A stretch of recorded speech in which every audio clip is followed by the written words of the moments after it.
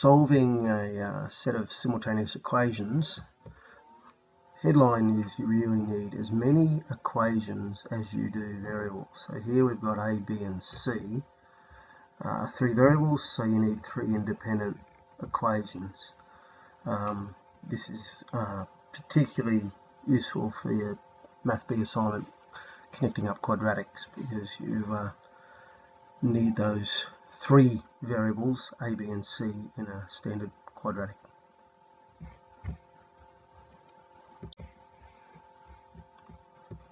So with our curve matching task in the Math B assignment, we've got 3 equations. Now they could be any 3 equations with A, B and C in them, but I've chosen the 3 that actually relate to a previous video, the working we did there to derive these 3 equations for the DAM assignment. So we've got 3 equations, A, B, C are mentioned in each. Now I've called each equation 1, 2 and 3. The reason for that is in your working you've got to try and be able to explain yourself. You'll see I use the phrase like subtract 3 from 1.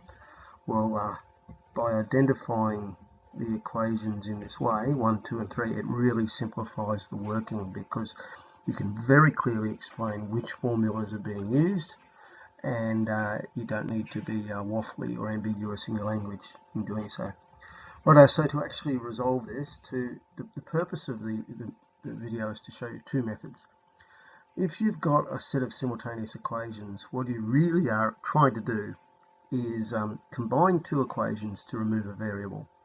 Because if you get to the very end of all this sort of stuff and you have removed 2 of your variables, B and C, and you have just a formula left that 6 equals A, then you've got your first value. You've got a value for A, and then you can plug that back in and work through. So the purpose of the method is to remove a variable by doing a bit of maths. You'll see here we've got our original 2 of the equations, equation 3 and equation 1, and we're actually going to subtract them. So we'll put a minus sign over here. So it's going to be 9 minus 10 gives us the 1, or the negative 1 down there. And similarly, we work our way through the 9a minus 49a, okay, and the 3b and the 7b. But what's interesting is here you get effectively no c. You get a 0 at the end because c minus c. So we got rid of c. Simplify that down, and you get 1 minus 40a plus 4b. What I've done there is just multiply everything by -1, because I find that the more negatives I have in my working, the more likely it is I make a mistake. So in this case here, because everything is negative, you can turn everything positive, multiplying everything by -1.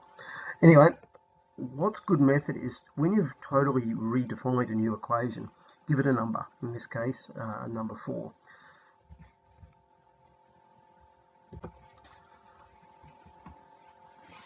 Okay, so the summary of where we're up to in our working is here.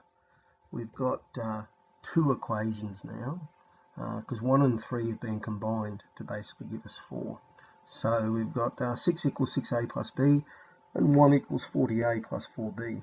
Now we're going to rearrange the second equation to isolate b, or to make b the subject of the equation.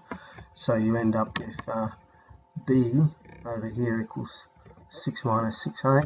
That's just a rearrangement of this particular formula there. Call it number 5, keeping track of what we're doing, so that now really simply we can say we're substituting 5 into 4. Why am I bothering? Well, up in 4 I've got a little b here, okay? And if I replace that b with the new term only includes a's. So you'll see here b gets replaced by 6 minus 6a. The benefit of doing all this is as we work down here, you end up there with effectively an answer, or working to find a. You've got it in the fraction form or the decimal form. If you're working on Desmos, it's actually almost easier to keep it in fraction form, because it it's very quick to enter, and it's actually far more transparent in your working. But in any case, decimal sometimes, particularly if you're rounding or if the fractions are completely out of whack, really ugly fractions, then it's easy to keep it in decimal form. Make sure you don't lose track of your negatives. So there's a negative in there, so we get a negative in the answer in there. And again, very common error is to drop that negative in the last line, then wonder why it all goes pear-shaped. Okay, now previous page we'd worked out what A was. Okay, now we also know that B, okay, it can be found by putting the value for A back up into an expression. Now we're going to be using equation 5 here, so that's again why it's useful to have these things identified, because it's so much easier to explain what you're doing. In any case, I'm working in decimals for now. You'll find that B is 14.625. Notice again negative and negative, big cause of error there. So that's how we found B, and now we backtrack and plug any of our values back up. But using equation 1, we can work out that C is effectively equal to negative 21.9375. And that's using the same method here. We recognise that B here is going to be 14.625 and that A is negative 1.4375. Once you've got that, you can really express it in the way that I've done down here. We've got a system of 3 simultaneous equations, and the idea being there is a set of values that make all of those equations true at the same time. So they are a solution for that. I hope that was helpful.